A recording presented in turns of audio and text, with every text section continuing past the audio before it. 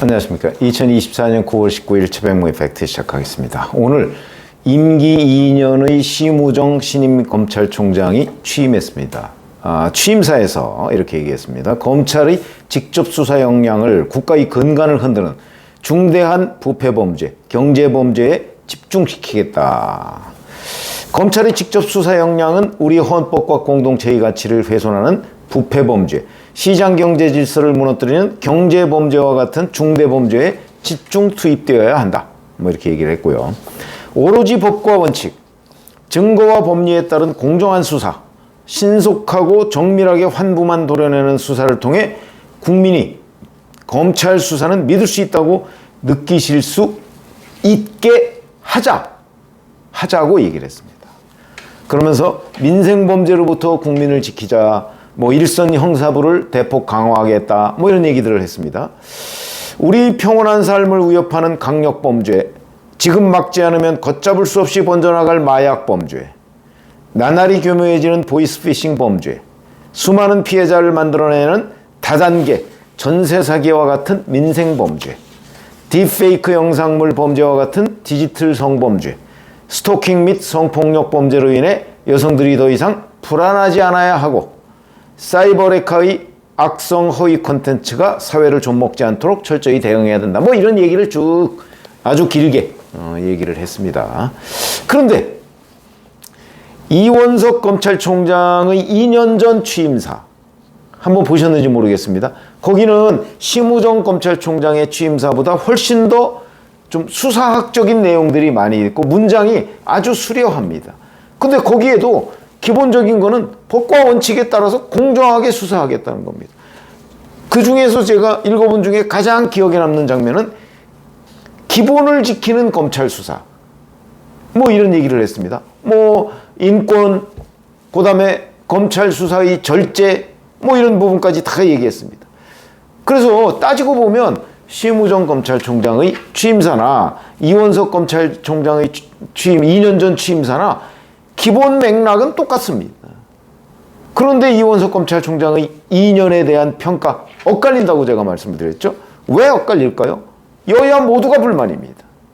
집권당에서는 이재명 대표를 잡아놓지 못했다는 데 대해서 불만이고, 야당에서는 이재명 대표에 대한 정치 탄압, 또 여야의 균형이라는 관점에서 공정하지 못했다는 걸 문제 삼습니다. 둘 다 일리가 있는 측면이 있죠.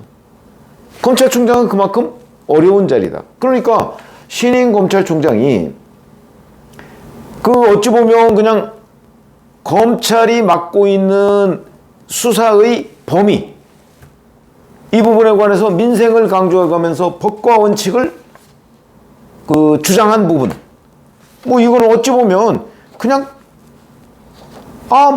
늘 하던 얘기, 이렇게 국민들 뇌리에 인식이 됩니다. 늘 하던 얘기. 검찰총장이 언제 법과 원칙을 강조하지 않은 적이 과연 있었는가 하는 부분에서 살펴본다면 이원석 검찰총장이나 그 다음에 심우정 신임 검찰총장이나 그 메시지가 똑같다. 그러면 이 두 사람만 똑같냐? 그렇지 않습니다. 역대 검찰총장의 취임사 한번 쭉 보시면 한 번도 빠지지 않는 게 법과 원칙입니다. 그런데 거의 예외 없이 법과 원칙에 관한 시비가 붙습니다. 그 중에서도 특히 주목받는 부분은 정치권 수사와 관련된 겁니다. 그러면 이번에도 심우정 신임 검찰총장이 민생범죄, 법과 원칙, 틀린 얘기 아무것도 없고요. 역대 검찰총장이 했던 얘기와도 크게 엇나간 것도 없습니다. 부패범죄와 경제범죄 이런 데 치중하겠다? 그건 치중하지 않을 수가 없죠. 왜냐하면 다른 범죄 혐의에 대해서는 수사를 못하도록 돼 있으니까. 물론 한동훈 법무부 장관 당시에 일부 대통령령으로 수사의 범위를 조금 확대한 건 있지만 기본적으로는 부패범죄와 경제범죄에 치중할 수밖에 없는 시스템이 그렇게 돼 있습니다. 검수완박으로 그렇게 할 수밖에 없게 만들어 놓은 거기 때문에 그 범위를 월등히 뛰어넘어서 검찰이 수사를 할 수는 없는 겁니다. 당연한 얘기죠. 자, 그런데 이 중에서도 특히 심우정 검찰총장이 얘기한 법과 원칙을 지키는 공정한 수사 이 얘기를 하고 있습니다. 근데 이 부분이 어긋나면 그러면 지금까지 오늘 심우정 신임 검찰총장이 얘기한 이 모든 본인의 취임사에서의 강조점이 그냥 대부분 적어도 정치권에서는 사라지고 맙니다. 형해화됩니다. 그거는 뭐 우리 흔히 시쳇말로 왜 뼈도 못 추린다 이런 얘기하죠. 그런 거하고 비슷한 개념입니다. 근데 그게 지금 기다리고 있습니다. 바로 대통령 부인과 관련한 처분이 기다리고 있는 거죠. 명품백, 명품 파우치백 기소 여부, 주가 조작 관련한 기소 여부. 이게 지금 당장 코앞에 있습니다. 아마 어찌 보면 다른 수사의 결과를 보고받기 전에 이 문제를 먼저 결정을 하지 않을 수가 없는 상황에 처해 있다. 이렇게 생각이 들고요. 근데 이 부분에 관한 국민 여론은 악화될 대로 악화돼서 아마 이거를 정치적으로 반전을 시키려는 결단이 없이는 검찰총장의 수준에서 이걸 이런 여론을 좀 완화하기가, 악화된 여론을 완화하기가 불가능합니다. 그렇다면 만약 이런 거 한번 생각해 보시죠. 명품 파우치백 의혹과 관련한 김건희 여사 기소. 이 문제는 청탁금지법에 처벌 조항이 없으니까 그거는 설명을 구체적으로 하면 저는 적어도 중도층 국민들의 상당 부분은 이해가 될 거라고 생각을 합니다. 대신 김건희 여사가 사과를 해야죠. 윤석열 대통령도 부적절한 처신이라고 얘기를 하지 않았습니까? 부적절한 처신에 대해서 사과 안 하고 넘어갈 수는 없는 거죠. 이거는 어느 정도 그렇게 하고 넘어갈 수 있는 부분이라고 보는데, 김건희 여사의 주가 조작 관련한 의혹은 이미 실기를 했기 때문에 이 부분은 더군다나 도이치모터스 주가 조작 의혹과 관련한 권오수 전 회장 등등의 2심 판결 때 전주라는 손모 씨에 관해서 징역형의 집행유예가 나왔습니다. 자, 그렇다면 이걸 보고 김건희 여사 기소 여부를 결정하겠다, 비공식적으로 검찰이 이렇게 얘기를 해왔었거든요. 근데 손모 씨가, 물론 저는 그 손모 씨의 수사 결과와 김건희 여사 수사 결과를 비교해보면 제가 보기엔 완전히 다릅니다. 손모 씨는 거의 공모 수준으로 주가 조작 선수들과 소통을 했고요. 적어도 김건희 여사는 공모 수준의 소통은 검찰 수사 결과, 문재인 정부 검찰 수사 결과 드러난 게 없습니다. 실제 그런 일이 있었는지야 알 수 없지만 적어도 문재인 정부에서 김건희 여사를 봐줬을 일은 없는 거 아닙니까? 그렇다면 없었던 것으로 봐야 되는데, 그러면 손모 씨와 김건희 여사의 전주로서의 역할은 대단히 다르다. 손모 씨는 거의 공범 수준의 역할을 했고, 김건희 여사는 단순 계좌를 빌려줬을 가능성이 대단히 높다. 그걸 문재인 정부 검찰에서 못 밝힌 거 아닙니까?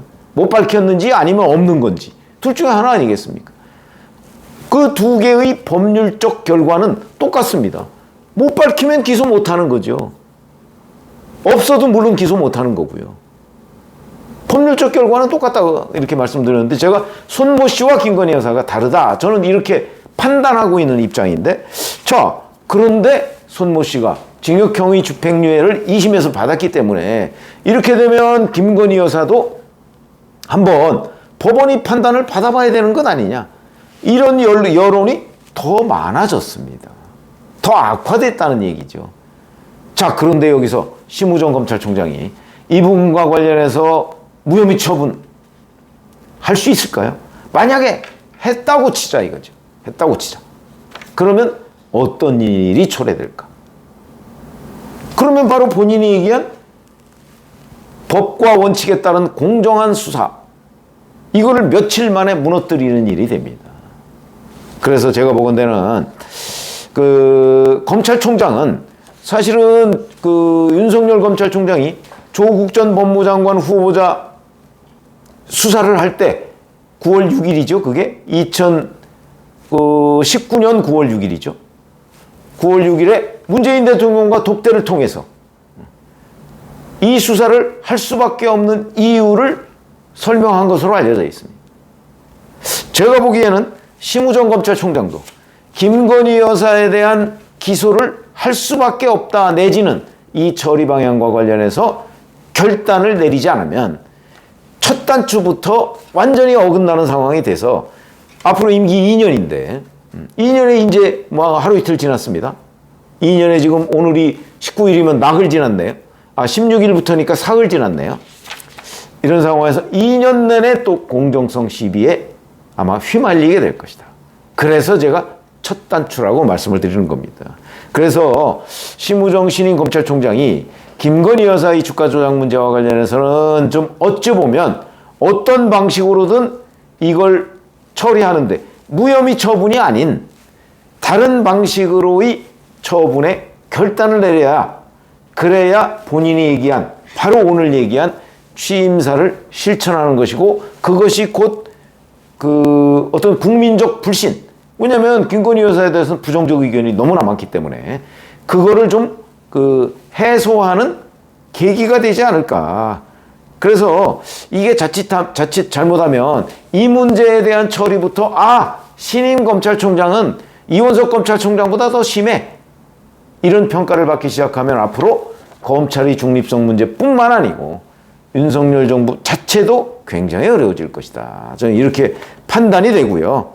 물론 이제 그래서 이 검찰총장이, 검사는 그냥 수사만 하면 되지만 이거를 어떻게 사법 처리의 수위를 정할 것인가 하는 부분은 사실은 검찰 지휘부가 굉장히 큰 역할을 합니다.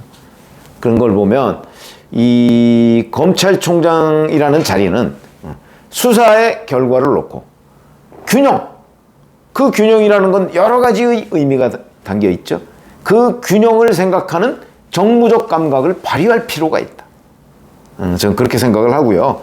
그 신임 검찰총장의 첫 단추, 결국은 김건희 여사 처리 문제가 될 텐데, 이 문제를 국민의 눈높이를 못 맞췄을 때 앞으로 2년간의 임기가 또다시 태자는 논란의 중심에 설 수밖에 없는 상황이 될 것이다. 그래서 제가 여기서 뭐 구체적으로 얘기를 안 해도 사실은 이 문제에 관해서 여권과 조율할 수 있는 수단이 있죠. 법무장관이라는 자리가 있으니까 법무장관을 통해서 이 문제를 어떻게 처리하는 것이 이 공정 논란에 휘말리지 않을 수 있고, 최소한도로 어차피 야당은 반대할 거기 때문에 이 문제를 공격하겠죠. 그러나 중도층 국민들을 상대로 한 눈높이를 맞추려는 노력을 신임 검찰총장이 하는 것과 하지 않는 것 사이에는 굉장히 큰 차이가 있다는 거죠.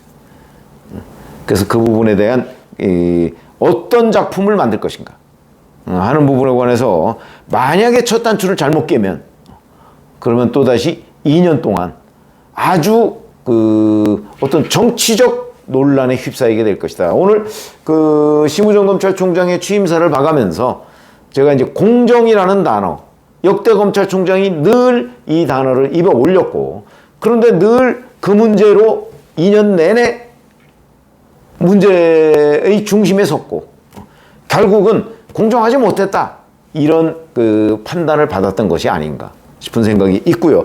저는 검찰총장이 이렇게 객관적으로 완전한 중립적이다 이렇게는 생각하지 않습니다. 그건 대통령이 임명하는 자리인데요. 그 자리가 어떻게 대통령에 대한, 윤석열 대통령의 경우를 제외하고서는 어떻게 완벽하게 중립적일 수 있습니까? 그러나 적어도 국민 눈높이에서 크게 어긋나지 않는 정도의 공정성, 그럴 경우는 결국 여야를 빼고 어떤 중립적 국민 눈높이를 맞추려는 노력, 시도, 이런 것들이 대단히 중요하다고 보기 때문에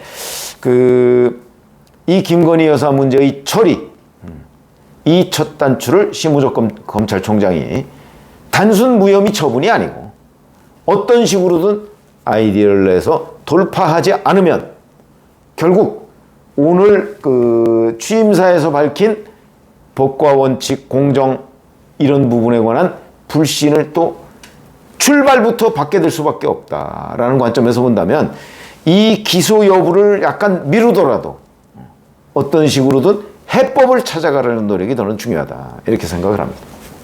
고맙습니다.